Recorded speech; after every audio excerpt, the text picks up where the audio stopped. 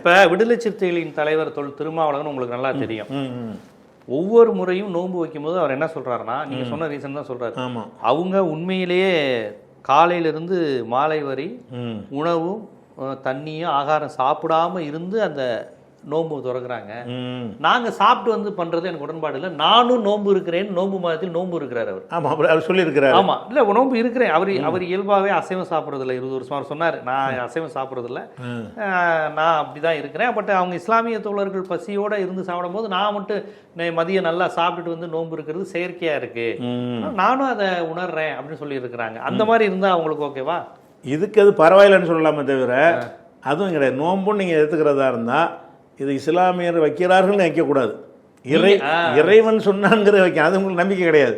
நீங்கள் எங்கள் அரசியல் அவர் கடவுள் மறுப்பாளர், இவங்களுக்கு ஒரு பரவாயில்லைன்னு சொல்லலாமே தவிர இதுவும் இறைவன் நோன்பா எடுத்து ஏற்றுக்கொள்ளப்படாது. அவர் இறைவனை ஏற்றுக்கொண்டா தான் நோம்பாகும்.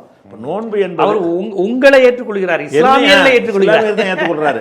அவர் இன்னைக்கு நோன்பை ஏற்றுக்கொள்ளல, அல்லாஹ்வை ஏற்றுக்கொள்ள, எந்த மதத்தை ஏற்றுக்கல.